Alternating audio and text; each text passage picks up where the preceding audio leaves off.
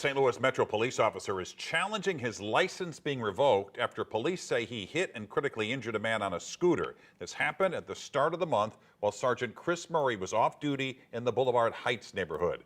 Just into the newsroom, the St. Louis Circuit Attorney's Office says the case is currently under review. Our Annie Krall heard from the victim's family as well as police and the officer's attorney, as doctors say the victim's recovery is still very much touch and go. Annie.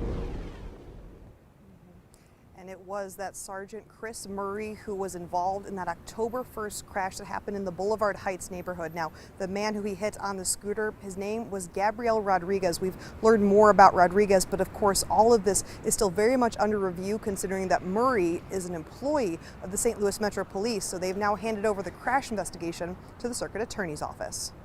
Police say Officer Chris Murray crashed into Gabriel Rodriguez on Morgan Ford Road and Carondelet Boulevard just after midnight on October 1st. My understanding, the sergeant's on his way home and was involved in an accident. The 49-year-old machinist at a manufacturing company was leaving his job that night when he was hit on his scooter. His family tells us he's already undergone multiple surgeries and now a second amputation. Our heart goes out to the person involved in the accident was injured. Murray wasn't hurt in the crash. The Department of Revenue revoked Murray's license for a year effective October 31st after he allegedly refused a breathalyzer test.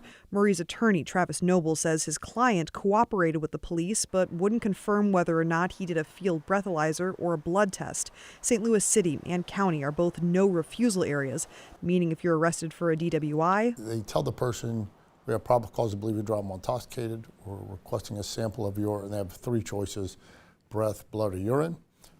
Usually it's breath, sometimes it's blood. And then they go through and tell you that if you refuse to take a test, your license would be revoked for 1 year.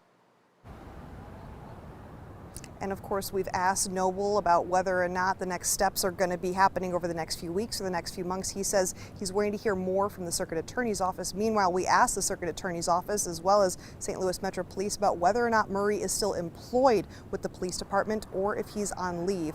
We're still waiting to hear back. Reporting live downtown, Annie Krall, 5 on your side.